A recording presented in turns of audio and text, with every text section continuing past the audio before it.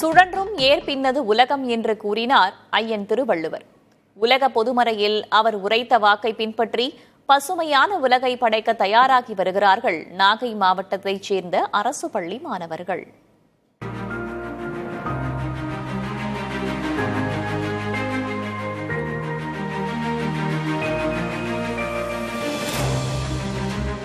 கத்தரியும் கொத்தவரையும் ஒருபுறம் பசுமையாய் வரவேற்க, தக்காளியும் வெண்டையும் மிளகாயும் மறுபுறம் செழித்து காணப்படுகின்றன.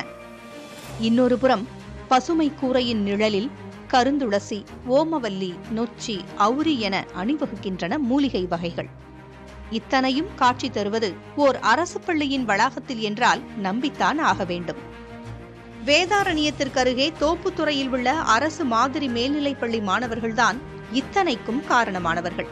தேசிய பசுமை படை திட்டம்தான் இதை சாத்தியப்படுத்தியுள்ளது. இந்த திட்டத்தில் இணைந்துள்ள 50 மாணவர்கள் இயற்கை உரங்களை பயன்படுத்தி நஞ்சில்லா காய்கறிகளை விளைவிக்கின்றனர். இவற்றை பள்ளியின் சத்துணவு திட்டத்திற்கு பயன்படுத்துகின்றனர்.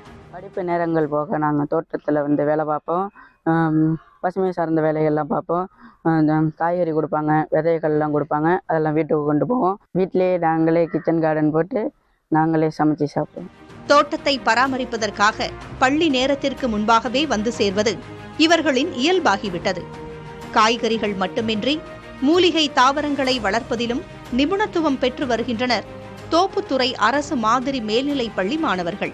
காய்கறிகள்ல சொரைக்காய், தக்காளி, வெண்டைக்காய் போன்ற 20க்கும் மேற்பட்ட வகைகளான காய்கறிகளையும் நாங்கள் விளைவிச்சு அறுவடை பண்ணிட்டு இருக்கோம். அது போல மூலிகைகள்ல ஆடாதொடை, தூதுவளை, ஓமவல்லி அது போன்ற மருத்துவ குணமிக்க மூலிகைகளுமே நாங்கள் அமைச்சிருக்கோம். இந்த மூலிகைகளை அமைச்சு நாங்கள் அதை பறித்து ஒரு தடவை யூஸ் பண்ணும் போதும் எங்களுக்கு அதுல என்னென்ன மருத்துவ குணங்கள் இருக்கு அப்படிங்கிறத பத்தி நாங்கள் தெரிஞ்சுக்கிறோம். கல்வி மட்டுமின்றி இயற்கையோடு இயைந்து வாழும் முனைப்பையும் உருவாக்கியுள்ளது இந்த தோட்டம். இவர்களின் வழிகாட்டியான பசுமைப்படை ஒருங்கிணைப்பாளர் கண்ணையனை 2023ஆம் ஆண்டின் பசுமை முதன்மையாளர் என்று அங்கீகரித்து விருதளித்து வாழ்த்தியது தமிழக அரசு. இதற்காக வழங்கிய பரிசு தொகை 1 லட்சம் ரூபாயை பள்ளிக்கே கொடுத்துள்ளார் கண்ணையன். மண்புழு உரங்கள், இயற்கை சார்ந்த உரங்களை நாங்கள் பள்ளியிலேயே உற்பத்தி செய்து இந்த தோட்டத்திற்கு பயன்படுத்தி வருகிறோம். எங்களது கனவு திட்டம் நிறைவேறும் வகையிலே தமிழ்நாடு அரசாங்கம் இப்பொழுது என் பள்ளியை பசுமை பள்ளி திட்டத்திலே சேர்த்தது மிகவும் மகிழ்ச்சியாக உள்ளது.